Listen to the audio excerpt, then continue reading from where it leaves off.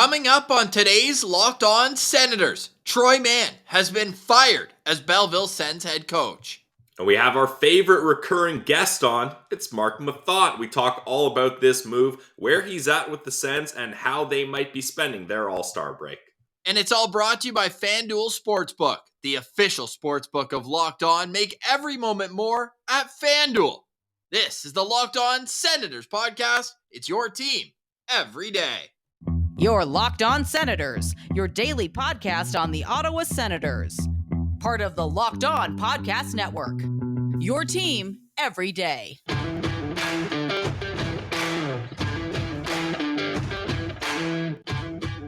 I'm Jake Sanderson, and you're listening to Locked On Senators podcast. I'm Tim Stützle, and you're listening to the Locked On Senators podcast.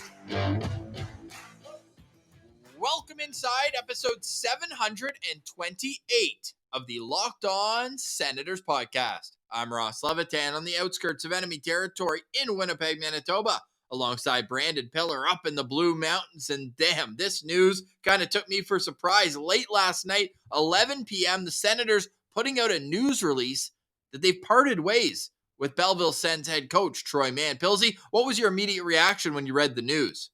Well, Ross, I was already sleeping by the time this news came out and woke up this morning to it, and I was absolutely shocked. Especially, Ross, the Belleville Senators won their game last night, so this clearly was not a performance-based decision.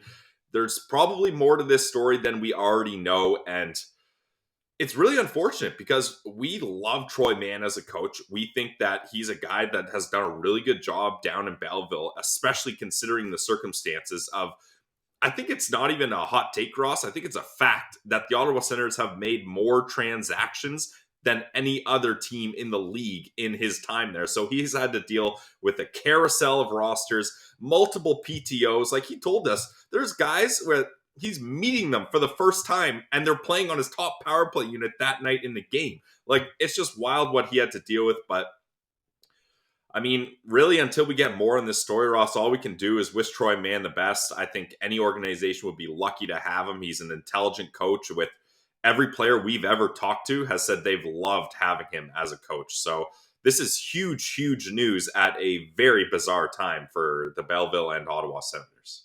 The Ottawa Senators, of course, on their bye week, all-star break right now. Brady's in Florida, but the Senators don't play a game up top until next Saturday. The Belleville Sens play on Saturday and then not again for a week. So you're right. The timing of this is peculiar, to say the least. And we're just going to pull up for people watching on YouTube, but I'll read it for those who are just listening in their car. The news release saying Ryan Bowness, who is the GM of Belleville. This was a predetermined role. It's not like Trent Mann, because there is that awkward, hey, it's his the brother is the assistant GM. He's the head coach, but Ryan Bowness, ever since being hired, was tasked with the responsibility of being the GM for Belleville. So I don't think that this is a strange part of what is a strange story. Quote, a change like this is a difficult decision, but we are aligned internally and feel this is necessary for the short and long-term growth of the players in our organization, as well as the cohesion in systemic play between Ottawa and Belleville. I want to thank Troy and his family for their contributions to Belleville in the community there. So just kind of word salad, in my opinion. Pierre Dorion says, well, a change at head coach position during the season is not an ideal scenario. We felt it was necessary to deliver improved team performance. We are confident that David Bell will be taking over, and his staff will make the most of this opportunity.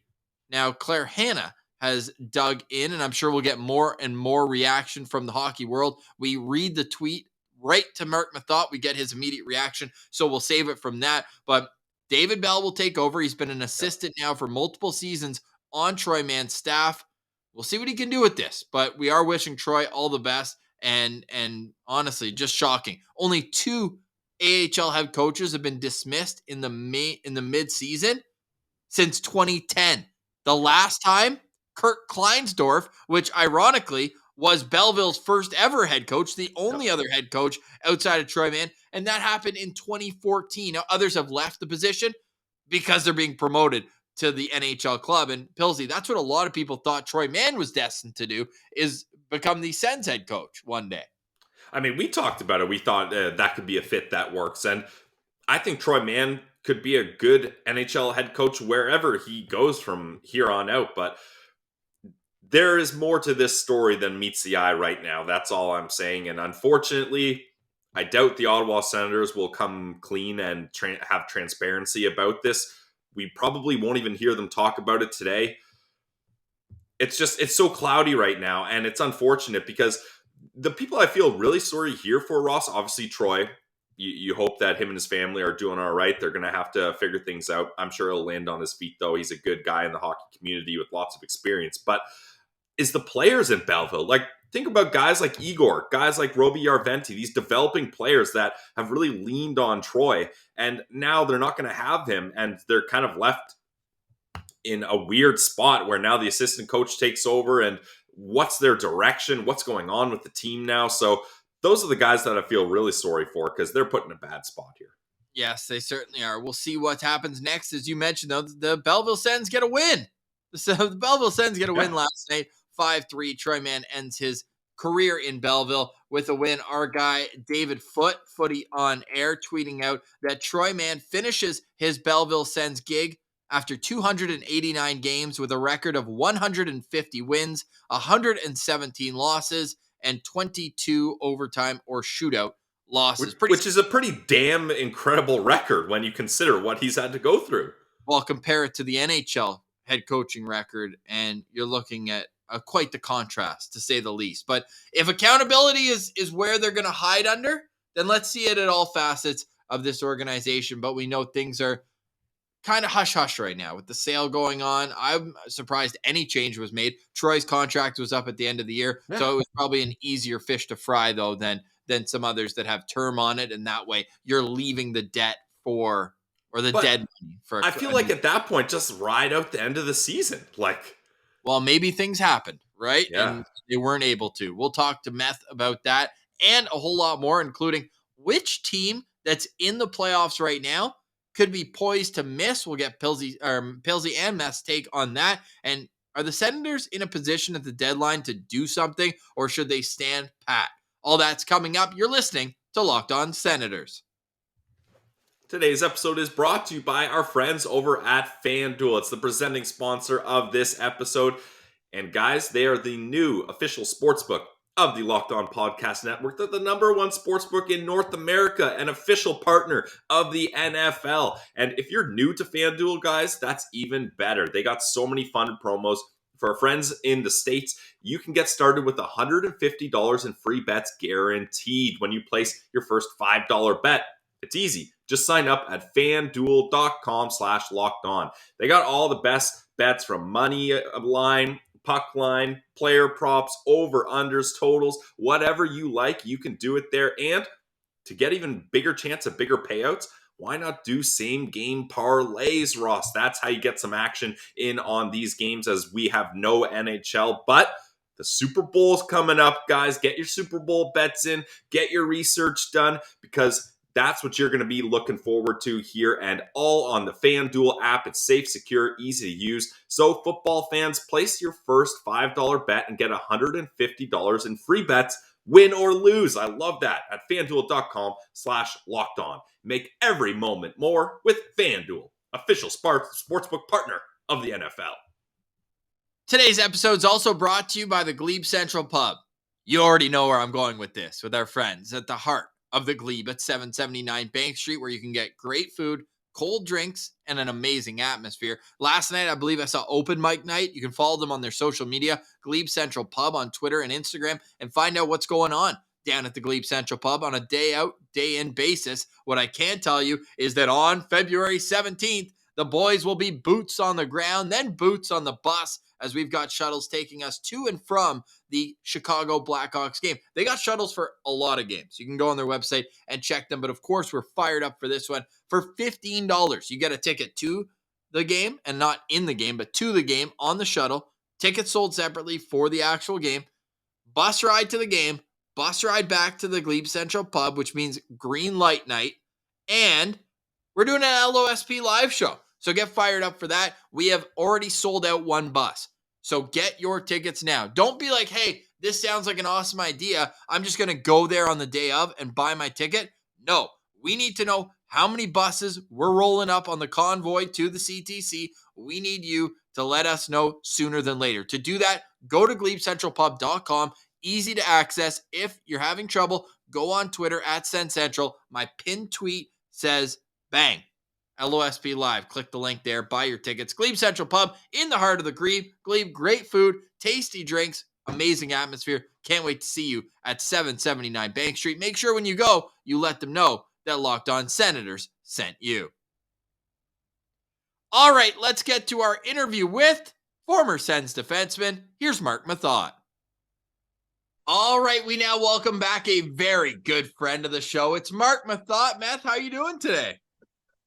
Doing well, guys. It's cold. Dropped the kids off this morning. It was about minus 30. But otherwise, I can't complain. Lots to talk about today. Yes, certainly. But before we get to all that, the question to lead it all in. It's All-Star break in the NHL, which means vacation time for most. Do you have an All-Star holiday that stands out above all else? You know what? Nothing. I don't have a good story there other than just anywhere warm. You know, everyone obviously goes south. I was talking to Brass this morning a little bit. He's in Playa del Carmen. I know some of the players I think are in the Bahamas as well. It's just, you know, this is a nice break for these guys. And I can't stress enough, like when you look at your calendar and the break's more than 3 or 4 days, because it obviously coincides with their bye week as well. It's amazing. So they get an opportunity to go away for a little while now and recharge. The challenge is coming back. And that'll be for them getting on the ice maybe a day or two earlier and getting the legs back. But yeah, no, I mean, for me, I'm a beach guy. So Cancun, anything that had direct flights, like I would literally tailor my vacation around the flight. You know, the travel plans were everything to me because you don't want to burn a whole day connecting, you know, through 2 airports or whatever it is. So yeah, direct flights are key, especially out of Ottawa. Yeah, fair enough. Man, I my eyes almost popped in my head. Kyle Connor went to Hawaii. I was like, isn't that a little far? You're going You went to Hawaii? Yeah, you posted on Instagram with the location. I was like, what is going on? Wow, that's bold. Hey, with the cold weather we get where I am, I don't blame him for trying to sneak somewhere. But there's direct flights to places warm. But so yeah, you're a Mexico guy. You're just a resort. Well, the standard is always so consistent too. I find like we go down south all the time, but yeah, I just find like, you know, it's so Americanized now in some of those locations that you get great food. You don't have to worry about the water or any of that stuff. So, and they have beautiful beaches, and I just love going there. You got to worry about your bags though, eh? Do you ever get those back in Jamaica?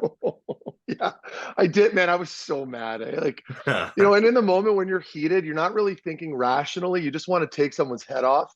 And so it took about 2 days till they finally caught up to us in Jamaica. But like my speaker was stolen. I think a bunch of my wife's hair products and her perfume was stolen. What else? There was something. Oh, but one of my watches that was gone. Damn. So I threw a claim at Air Canada, and obviously some of the stolen stuff I can't ever get back because they tell you in the fine print to make sure you bring it on the plane with you. So that's the first time I've ever experienced an issue like that. So it's unfortunate, but it's the way she goes. Yeah, it's brutal, man. It took me 3 weeks to get my bags back after Christmas. 3 weeks? 3 weeks, man. Like where were they? Are they just like rotting away in an airport somewhere? Yeah, Toronto.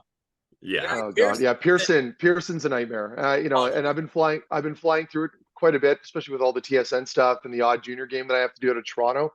And I just refuse. It's crazy. You watch the Ottawa-Toronto flights now, nobody's checking any luggage. So they're having issues on board, right? Because there's no room. So then once everyone's loaded up over the overheads, the pilot's like, okay, guys, come on. We need some people to check some of their bags under that temporary check. You know what I mean? Like when you come through. And anyway, yeah. So traveling these days is not pleasant. I don't know how it's going to get any better. Imagine doing it last minute, be like, "Oh, fine, you can check it," and then having them lose it. Like just oh my God, I'd lose my marbles. But yeah. I bet you know who wouldn't? I bet you Claire Hanna would still just have a smile on. Eh? Got her on. Just never a bad day. She's great, man. She never has a bad day, and I know we talked about it a little bit. She's so positive that it's hard to be in a bad mood when you're around her. You could be having the worst day, and then you pop into the booth. She's got a huge smile on her face, and she's ready to rock. So yeah, she's awesome. Yeah, we had a lot of fun chatting with her. That's for sure. I want to get your opinion on the All-Star vacations, though, Matt. Like when you're doing these vacations mid-season, is it a complete reset? Like don't talk about hockey, don't think about hockey, don't watch any film, don't get on the ice, just fully rest and relax? Or is it kind of a hybrid where you're like, yeah, go down to the sun and down somewhere sunny, but make sure you're still kind of staying in shape, you're still watching film, those kind of things? Or like, what's your approach on that? A bit of both. I mean, because I've always enjoyed training. So, wherever I'd go, I'd hit the gym in the hotel a little bit here and there during the day. And the days are so long down south anyway. I mean, it's nice to get a break and get a workout in. Or that's just how I am anyway. So I would do that. And I'd probably get into the piss for the first 2 nights, like pretty hard. And then I'd dial it back right after that, stop drinking a little, maybe the odd day drink here and there. Like I'd go through maybe 3 to 4 drinks the whole day, including dinner. Like, and I'm emphasizing the alcohol because typically that coincides with a down south all-inclusive vacation. So that's always the challenge when you're seeing people walk by with those huge mojitos or those big drinks, the colorful drinks. It's, you just want to go grab one, right? Especially when they're free. Yeah. Yeah. But then you need to remind yourself, okay, listen, I've got a game to play in 5 days from now. Like, I don't want to feel like dog shit. So, or whatever the case, obviously in this case, it's much longer for this time around for these guys, but it's, I mean, it just depends, right, on the player. And some guys can just give her the whole time and they barely do anything and they come back and they're fairly seamless. At least they feel like they're seamlessly getting back in action. Maybe they don't actually look that great, but yeah, it's a challenge there. But typically the strength coach will send you away with a little schedule that you can follow with some body weight exercises and workouts. And you follow that, then you come back and you still feel pretty good. And sometimes it gets lost in the luggage, I would imagine. Yeah, but the big thing though, it's amazing. You could still do nothing, but the fact that you're just getting sun exposure, like now with all the information we know, it's so important. It makes me question why I live up here. I mean, obviously I'm not going anywhere, but every morning I'm taking vitamin C, just like I did when I played. Chris Schwartz, who was the strength coach at the time, would walk around in the room shaking the bottle in the morning during the winter, and he'd hand out, like while we're on the bike, and he'd hand out vitamin D to all the guys because it's so important, right? So anyway, my point is the sunshine to me is the biggest thing, the biggest remedy when you're going away. Love it. Meth, we got big news. We know it. We spoke this morning. We said, man, what the heck happened in Belleville with Troy Mann? And guess who has the scoop? Guess who has the scoop? It's Claire Hanna. Claire Hanna just tweeted out, sources say there were trust issues emerging between the Sens and Belleville Head Coach Troy Mann. I'm told the straw that broke the camel's back was when Mann gave some of Ottawa Senators pre-scouting material to another NHL team. Meth, your thoughts on that? Well, I can tell you that I'm not prepared at all for this. That's wow. Because and we were spitballing a little bit before we got on camera, just getting everything ready. And, we were floating around a few theories like everybody else is on Twitter. Yeah, I mean, if there's a breach of trust there where, and I have nothing but respect for Coach Mann. I'm not going to come on here and bash him. So I don't know the ins and outs, but if what Claire is reporting is accurate, then it's tough to argue. I mean, you can't do that. Do we know, like, has she put her stamp on that? Like, do we know for sure? Is it still speculative? I'm told. Sources are saying, and I'm told. The straw camel's back. So he had some of Ottawa's pre-scout information allegedly and handed it off or shared it with another team in the American League? No, it says an NHL club. Oh, wow. Again, okay, so Claire literally just posted this while we were talking, I'm assuming. 6 minutes ago. Okay. Well, okay. Yeah. Well, I mean, if that's the case, then I'm assuming, again, I've never worked in a management position, and I heard Dave Poulin and Sean Simpson talking. They had a really good discussion. It got a little heated this morning, but in a good way. And they were floating around, and Ridley Gregg came up a little bit here and there, and then maybe not winning and wanting your team to be in a winning environment. If what Claire is saying is accurate, then all this goes out the window, all those theories. And, it's a shame because, he was so well liked, and just based off of, the immediate reaction late last night when the news came out, and you could see everybody kind of shocked. It just goes to show you how respected he was, even at the NHL level up here, like in Ottawa's market. People were so aware of what he does and how good he's been for a lot of the development of these players that have come up. So I feel for him. Certainly, if that is in fact the case, then I can understand the decision to let go and part ways. That's got to be so awkward though now too, right? Yeah. I mean, when you've got his brother in Trent here as an assistant general manager in Ottawa, I mean, I'm assuming they're all professionals and they can just soldier on depending, no matter what the situation is. But that still has to create a little bit of that awkwardness around I don't know. What are you guys thinking? I'm spouting off some stuff right here. Do you guys have any theories here? Well, the thing to me is like Troy Mann is a very intelligent guy. So like I can't see him just kind of giving this information freely or like going out of his way to give pre-scouting information to other people. Like he knows he's not able to do that. So right. I still think there's got to be something more. Like maybe it was in a conversation that wasn't supposed to be kind of on the record. It's supposed to be off the record, offhand comments or something like that. But then my question is, how did that get back to the Senators? Because then did that team that he gave information to then tell the Senators like, hey, Pierre, your boy just told me how you guys are setting up your second penalty killing unit. Like what? Yeah. So that would have been so. Let me get this right because I have so many questions right now. So is this under the assumption that he shared system information of the organization? Like, is that the pre-scout we're talking about? Like how they kill penalties or what they're doing on the power play?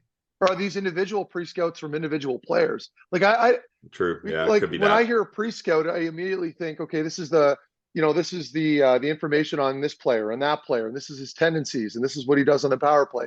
I don't think systems. So now I'm second guessing everything. I don't know. I don't know what's going on. Well, I mean, that's one thing. That's the only thing that we can say for sure in this conversation. We have no clue. Nobody has. Well, and then you're right. And then like what Pilsy just said, it's like, so he shares it with another, I'm assuming this had to have been like maybe with a contender or another team that, is directly in a rivalry with Ottawa or a team that's relatively close or a divisional opponent.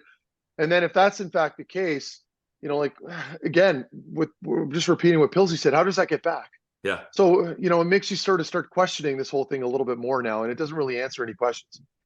And with that, some people are saying, well, guarantee we know where Troy Mann's next job is. Just look at whichever team hires him. That's the one he was sharing the info with. But in all seriousness, obviously, he was a super well-liked guy. The guy's name's it's unfortunate. He's a minor league coach. Patrick Williams, this guy covers the AHL full time, says there's only been 2 mid-season coaching changes in the AHL. I know. I saw that. Where it's not a guy that's getting called up to the NHL or promoted, I guess, for lack of a better term. And you're looking at this like, what the heck happened after a win, no less. So there had to be more of the story and the timing of it. On that note, though, at the same time, like the team wasn't having success, but how much of that can you blame on? Well, they can't. The manager. Yeah, I mean, yeah, exactly. Well, it's just random numbers. I don't like looking at the numbers, but these are undeniable. I mean, they're 31st in goals against, right? Like they're not doing great at all this season, and then you can attribute that to just all the transactions, all the players, and the bodies that they've been missing.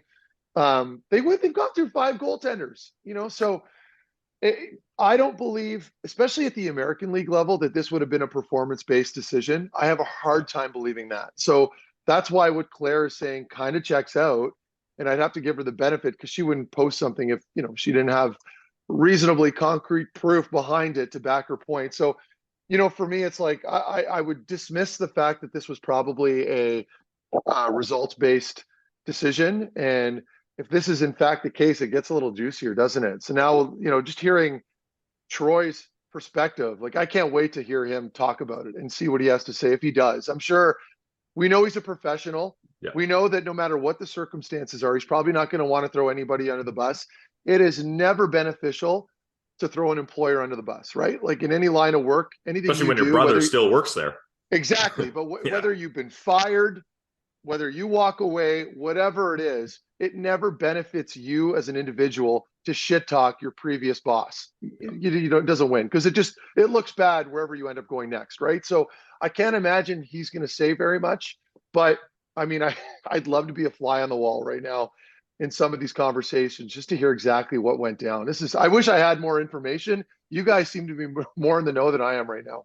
No, I don't have a clue. I'm dumbfounded. We just had him on the show 3 weeks ago, and then I know with Wally and Bobby yesterday with Jason York, and I was like, what the heck? I hope we weren't a part of it in any way. Like we went through the organization to get the interview, but then like since then, coming up to this break, we're like, hey, we emailed Simo just saying, hey, can we get a couple guys, and not players? Obviously, we know they're on vacation. I was like, hey, Right. do we have like Trent Mann was the guy we asked for, or Chris Neal or Wade Redden, those kind of guys. And for the first time ever, we heard back being like, can we have a list of topics that you're going to discuss with them and things like that? It was just different. So I don't know. I don't know. Very it's different. For sale. Maybe everybody's battening down the hatchets for a little while, but it seems like the sale's closer to completion than ongoing. So maybe we just have to give them benefit of the doubt that during a sale, things freeze for a bit. So if this is let's just going back to Troy Mann for a second. So if this is in fact a situation where he shared information about, system information or whatever it is, something that you should not be doing, and he's breaching, that trust with the team and exchanging info with someone else, does this not hurt his ability to get a job elsewhere now?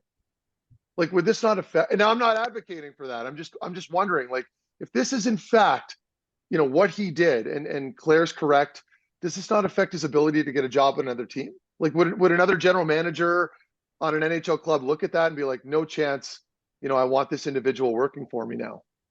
That to me, like, you know what I mean? Like, and I'm not trying to put you guys on the spot. And I've had the pleasure of interviewing Troy Mann as well, and he was fantastic. He's right to the point. He's transparent. He's not shy to speak his mind. He's a great coach. My concern is for him now is like, that's why it gets, you got to be real sure about what you're posting when these rumors start flying up, right? And you got to make sure that it's accurate, because this could ultimately affect his career moving forward. 100%. And of course, just like we wrote on Twitter last night, like, great guy. We're going to be cheering for him wherever he lands, but certainly there's more to it. I got to give a shout out and to add a little humor and levity to the situation. Sens Buzz replies, if other teams couldn't figure out we're just going to dump and chase, they should be fired too.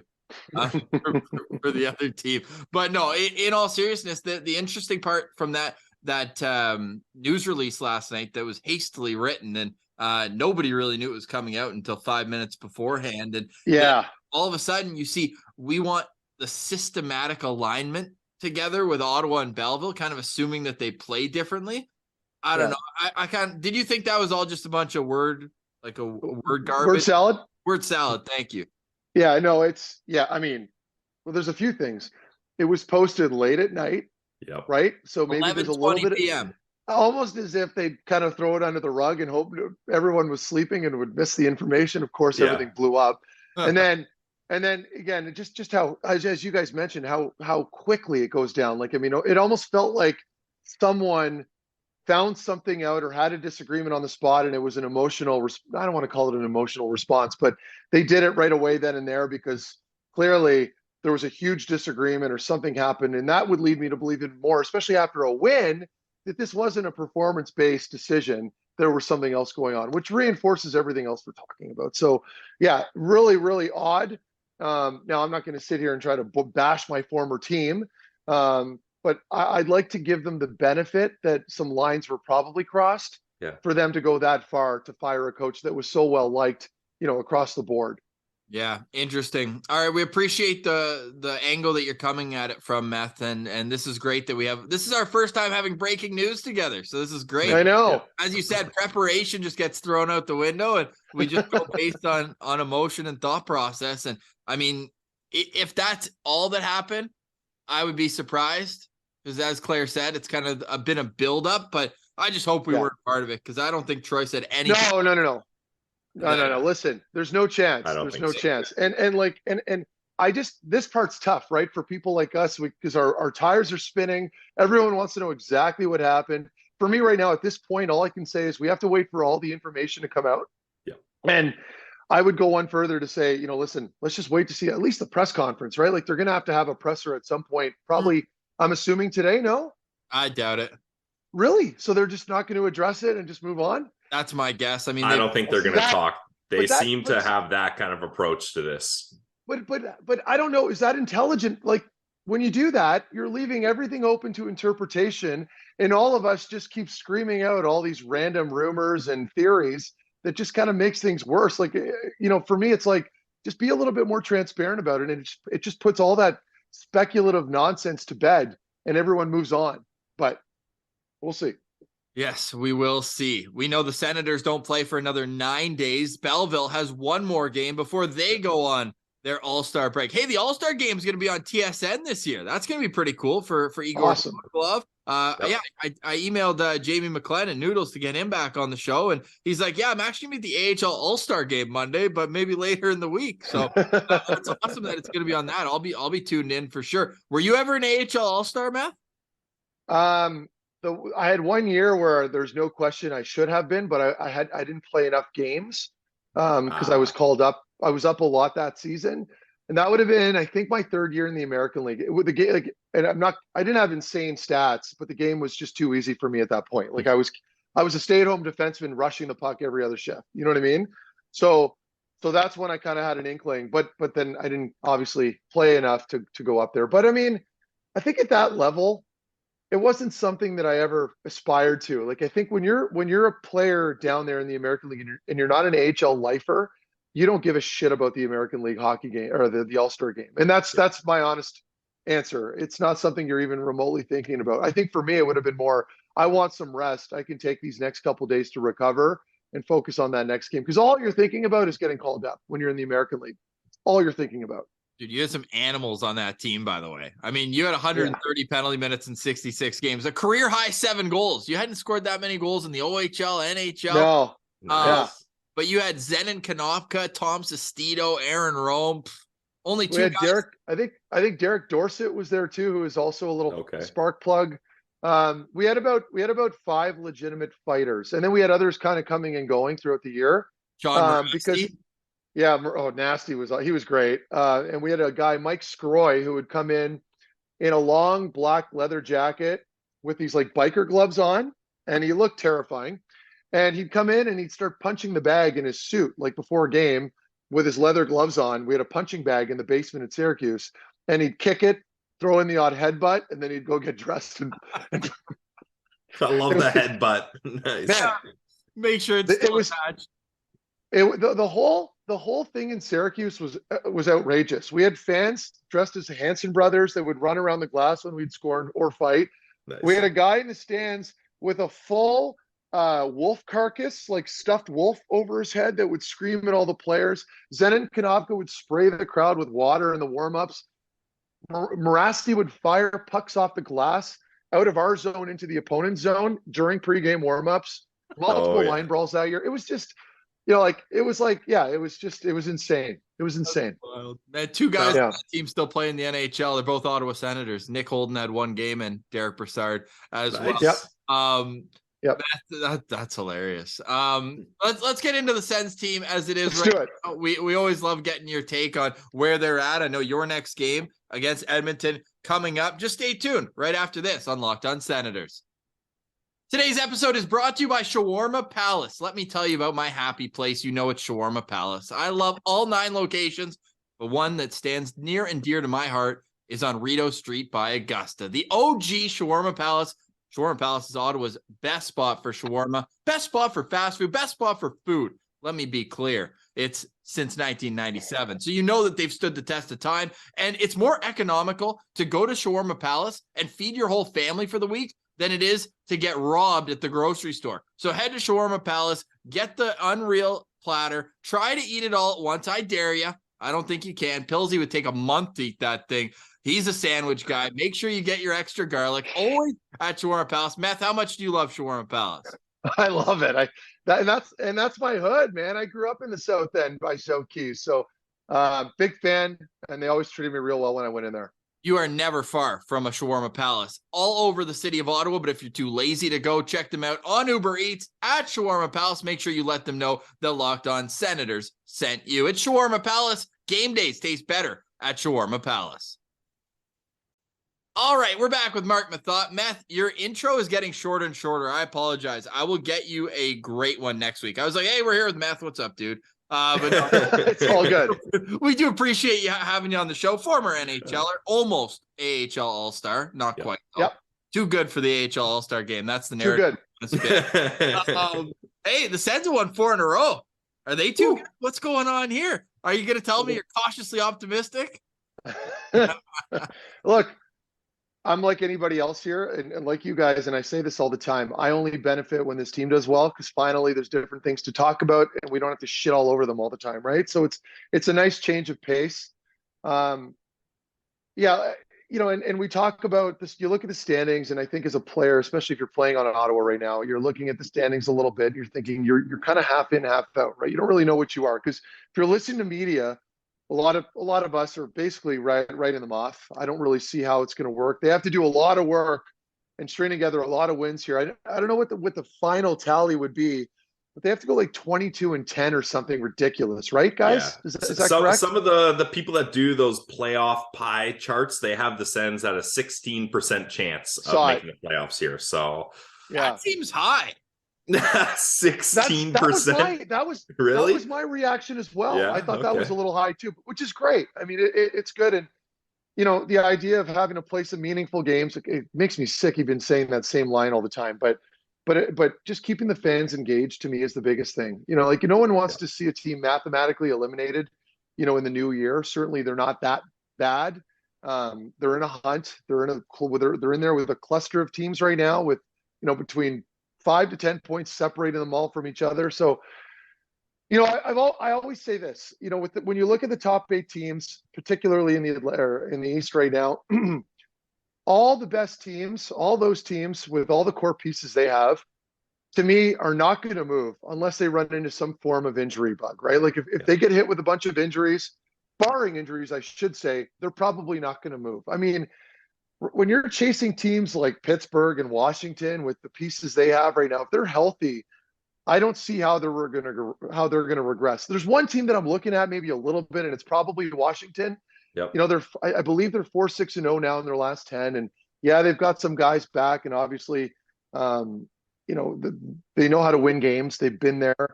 I want to give Sen fans like a legitimate reason to cheer for Ottawa right now and give them hope. I don't know what your position is right now, guys, but when I'm looking at the teams right now that they can catch up on, it's like, Washington, maybe if they drop enough and they go on a little bit of a skid. I don't see Pittsburgh going on one. I just don't.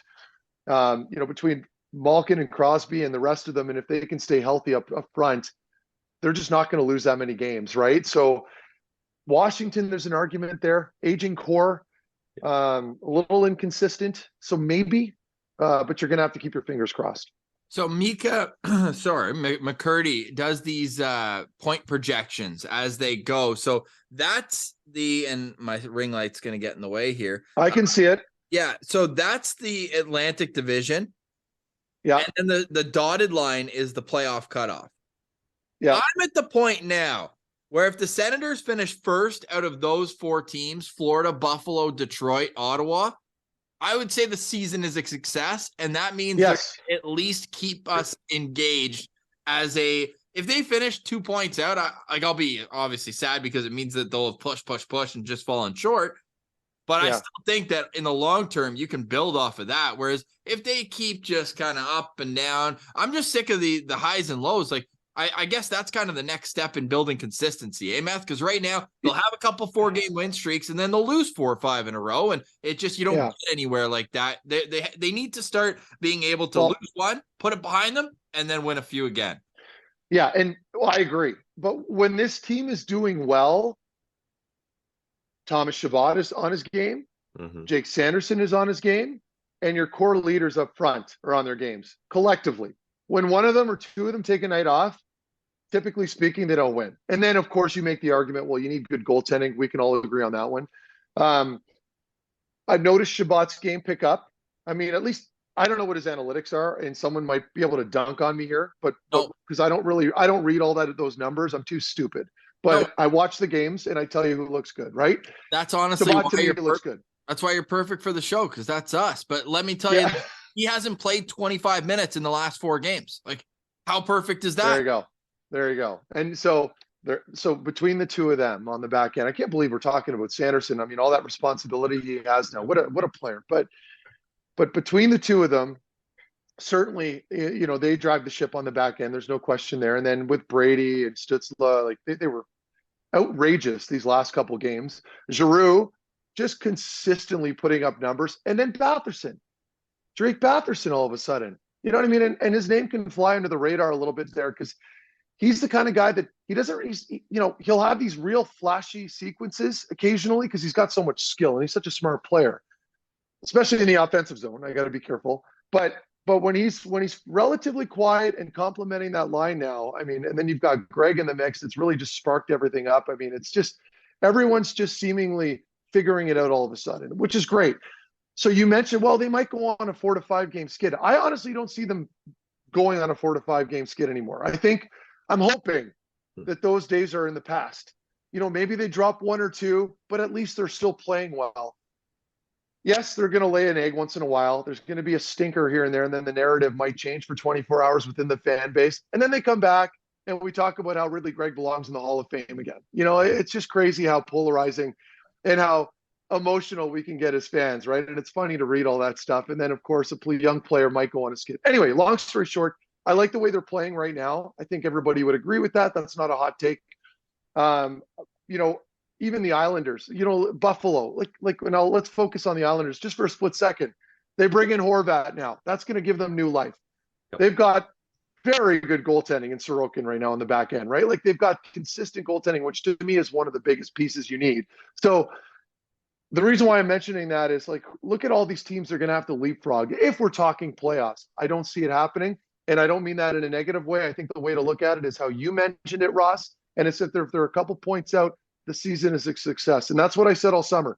If you're just on the outside looking in, I still see that as a win. You've progressed this year. Your core pieces have gotten better. And you got lots of room in the summer to tinker. So we'll see what happens. Yeah. And I think setting your sights at 4th in the Atlantic is a perfect spot because that's going to be probably right outside the playoffs. And Meth, when you were talking about, does Pittsburgh not make it? Does Washington not make it? The thing that worries me about that is those are the teams that are going to stack up and get reinforcements at the deadline. Exactly. Especially when you look at Pittsburgh, they worked so hard this offseason to bring the band back together, to get Letang re-signed, to get Malkin re-signed.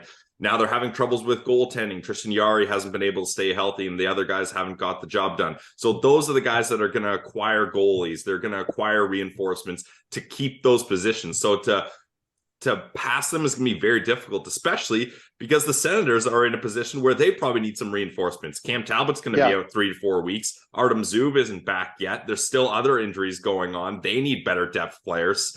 Are the Senators are in a position where they're like, hey, we're in an arms race with the Penguins, with the Capitals. Are we going to put future assets in to keep up with them to get rental players?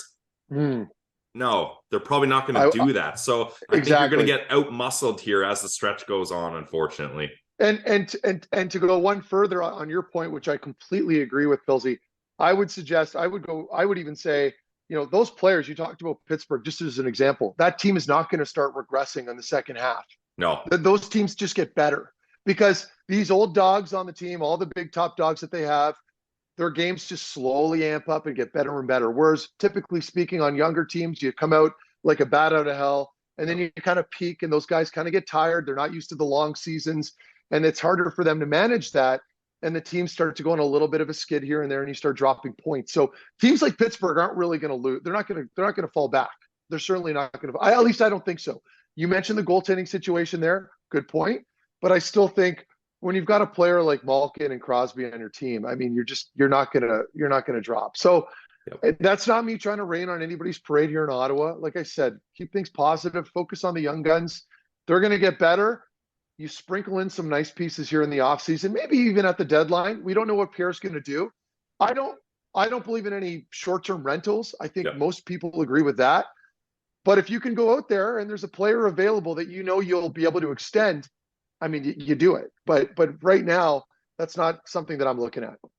And the irony or what really kind of twists the knife is that Pittsburgh actually has the same amount of wins as Ottawa. They were just able to get 6 extra loser points and take games to overtime. You look at the game against Toronto, second game of the year, the Sens give up the game-winning goal with less than 2 minutes left. Pretty much the first 2 months, they lose so many games because they can't score with the goalie pulled. Remember that whole fiasco? Yeah, interesting. Yeah. You get a couple. And that just draws exactly why it is so important not to lose those games. All those winnable games, losing's going to happen. Everyone does, right? But but those winnable games over stupid mistakes or a silly missed opportunity here and there, it comes back to bite you. And now look what it does with these conversations in February. It's like they're not in the mix, and that's the difference. It sucks, especially like Buffalo's a team where I think they're a team that could add one piece, at least on the back end, and be like, because you're stuck in the middle. And with the Sens, I agree with you, Matt, that you don't get a rental. But if the Sens were doing a little bit better, a la Buffalo, it's like, sure. Do you, and as a guy who's been in the room, do you see merit to the management kind of throwing a bone and being like, hey, you guys have played well. I don't want to shake up too much, but here, have a veteran shutdown defenseman or like a Luke Shen or someone like that, and be like, hey, this is a reward for doing so well. I'm going to give you a little more. Right.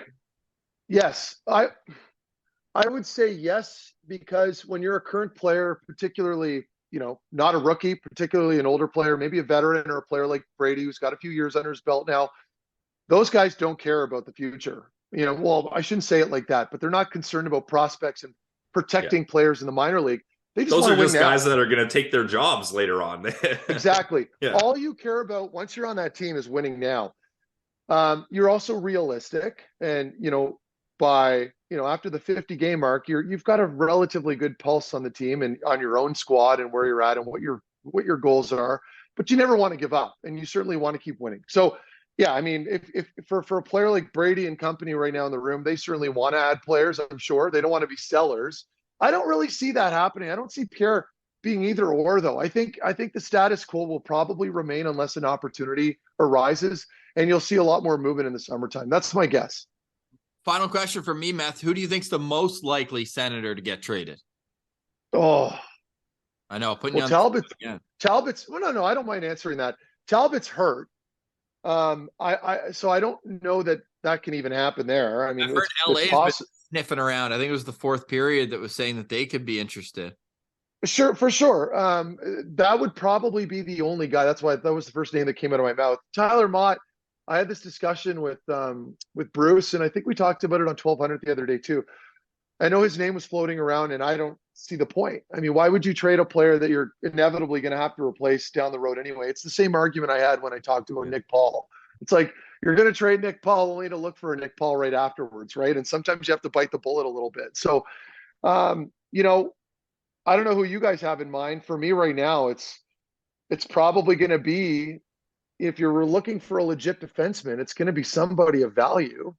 But I don't want to give anybody a heart attack, so I'm just going to keep my mouth tight-lipped for now. Prospects like Greg, I don't want to call him a prospect, but players like him and Pinto, I don't want to move. I don't want to see moved. I think you're going to have to make room for them at some point. They're probably both going to be studs. But then who do you give up? I mean, teams aren't going to want some mediocre guy that's playing in Belleville right now. Like, if you're going to look for a top four, they're going to want value. They're going to want an impactful player right now that's got some miles ahead of him. So. Your guess is as good as mine. I have no idea. All I know is that I wouldn't make any knee-jerk reactions right now at this point. Yeah. Final question for me, Meth. How do you think the Sens are going to come out of this break onto a 4-game win streak? Like, do you think they're going to be able to carry that momentum through the break, or is it a clean slate reset? You can't really hold on to that momentum after so much time. How does that work? It's going to be challenging. I mean, the game that I'm doing on the 11th, they're playing Edmonton, right? Yeah. Like, you're going to be like, there aren't any easy games. Now, you could look at Montreal. Those were gift wrapped right there for them. At least the opportunity to lose is always there, but certainly those were very winnable games. But the schedule is not necessarily going to get any easier. There's going to be some winnable games in there, but at the end of the day, they're just going to have to collectively figure it out together like they have been over the last week or two. It's like, just everyone's got to be on board. Nobody can take a night off. You're going to need some stellar goaltending to steal you a couple games. It's the same stuff we talk about leading into the season. You need everybody on board. 4 sets of back-to-backs by the end of February, Matt. Like, how does and that's a scary stat. With one of your top goalies injured. So when you look at back-to-backs, and this is typically how you would approach it when you're a player on the road, you're looking for splits. Right now, obviously, you want to win all these games. But let's say I'm on the road and we're playing Chicago and Nashville back-to-back games. You get one of those 2 games, that's a success, typically speaking, on most teams. So you mentioned those back-to-back games. That's not going to be easy, because that's a lot of management. And on a team that's relying heavily on select players, that lacks a little bit of depth, particularly in some areas like your bottom line up front and on the back end, you've got your work cut out for you. So I don't envy that position. It's going to be an uphill battle. I fingers crossed. I'll leave it at that. Yeah, no, we appreciate you, Matt. This has been great insight. And like I said, great to have some breaking news, man. So thanks again for joining us. We'll do it again either right before or right after you call that game between the Sens killers, McDavid and Draisaitl. Remember that COVID season, man? What, they have 25 and 24 points in 9 games against Ottawa? Oh, They broke records. I know. And it's going to be a packed house because everyone wants to see McDavid play. It's going to be a lot of fun. We'll break it down maybe next week on how they have to approach that game in McDavid. But until then, their mind is on the beach, and I'll let them relax. And we'll do the same for you. For today, we say goodbye for Mark Methot and Brandon Piller. I'm Ross Levitan. This has been the Locked On Senators podcast, your team every day.